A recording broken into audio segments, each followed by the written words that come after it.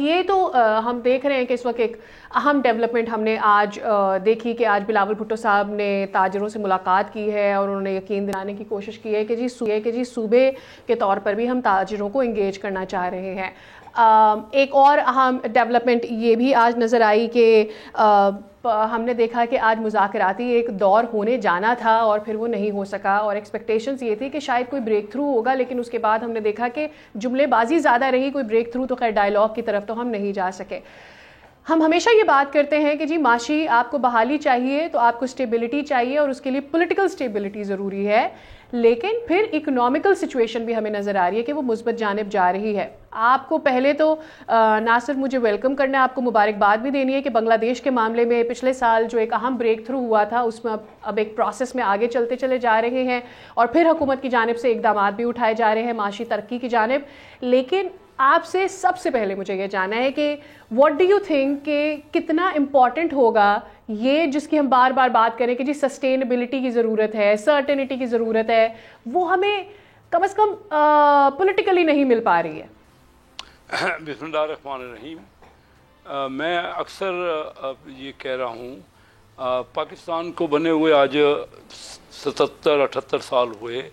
اب اس کو میں دو حصوں میں تقسیم کرتا ہوں. ایک پہلے 1947 سے لے کے 88 کا پیریڈ اور وہ تقریباً 40-41 سال, اور پھر اگلے 35 سال. اب صورتحال یہ ہے کہ جب پاکستان انڈیا کو آزادی ملی تو زیادہ تر انڈسٹریل ایریا انڈیا میں تھا اور ہمارے پاس بہت کم انڈسٹری تھی. ہمارے جو ایریا پاکستان بنا اس میں انڈسٹری بہت کم تھی. اسی طرح تعلیم بھی جو ہے وہ زیادہ تر ایجوکیشن کے ادارے اور ایجوکیشن انڈیا کے ان حصوں میں جو جہاں انڈیا تشکیل ہوا اس میں تھی اور پاکستان میں کم تھی.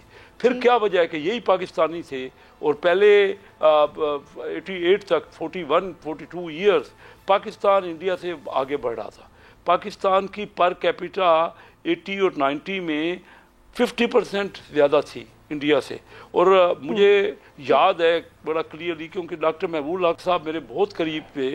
میں 87 میں Karachi chamber of commerce industry کا پریزیڈنٹ بنا, میرے بہت قریب تھے اور مجھے انہوں نے بتایا کہ منموہن سنگھ جو کہ انڈیا کے اس وقت 91-92 میں چیف منسٹر فائنانس منسٹر تھے, تو اس وقت 92 کی بات ہے, انہوں نے بتایا کہ انڈیا کے منموہن سنگھ ڈاکٹر صاحب سے پوچھتے تھے کہ پاکستان آگے بڑھ رہا ہے, آپ ہمیں تو بتائیں راز کیا ہے اس میں, گر کیا ہے.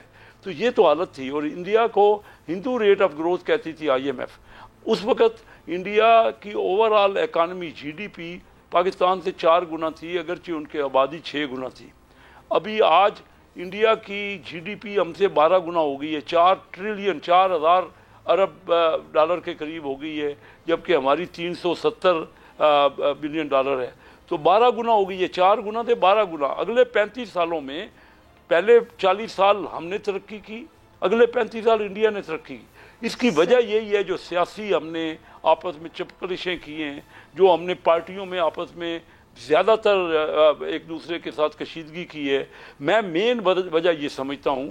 اور دوسری کہ اس کی وجہ سے پھر ہمارے ہاں پالیسیز جو کنسسٹنسی نہیں رہی.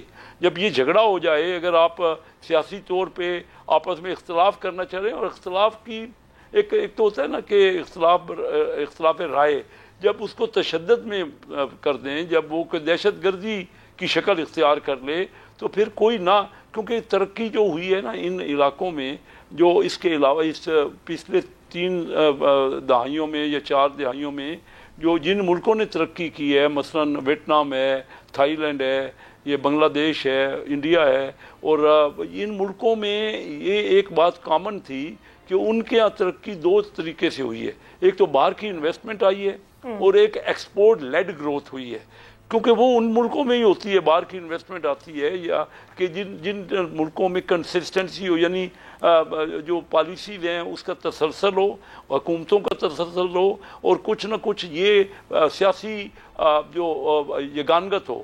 تو وہ تو انہوں نے دکھا دیا, ان کے ہاں ہوگی. ہم آپس میں یہ ریزن سمجھتا ہوں کہ جب تک یہ نہیں ہوگی, دیکھیے کتنا بھی ہے, ملک تو سب کا ہے نا, ہم سارے 24-25 کروڑ لوگوں کا ملک ہے, اور جو لوگ الیکٹ ہوتے ہیں وہ سب کوئی مختلف پارٹیوں سے الیکٹ ہوتے ہیں.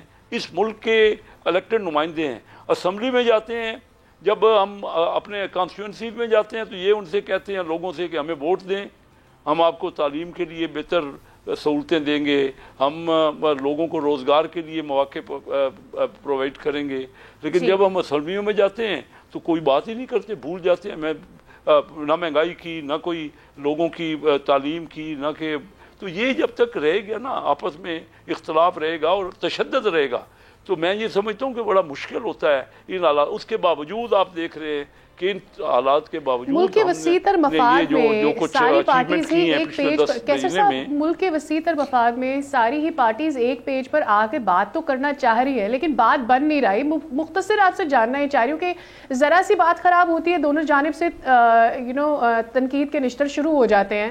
ایسے میں کسی ایک طرف کو تو تھوڑا صبر کرنا پڑے گا اور ہو سکتا ہے کہ چونکہ اس وقت نمائندگی جو ہے وہ نون لیگ کے پاس ہے تو پھر ان کی جانب سے تھوڑا صبر تحمل کرنا ہو. ہر ایک کو دیکھیے نا، اس میں کوئی شک نہیں، آپ صحیح کہہ رہی ہیں. دیکھیے سیکنڈ ورلڈ وار ہوئی، کروڑوں بندے قتل ہو گئے یا مر گئے، ان کا جنگ میں کام آئے. اس کے باوجود بھی کروڑوں بندوں کے مرنے کے باوجود ٹیبل پہ بیٹھا گیا نا. یہ تو چھوٹی چھوٹی باتیں کرتے ہیں، شکایت کرتے ہیں. سبسکرائب کریں اور بیل دبائیں تاکہ کوئی خبر رہ نہ جائے.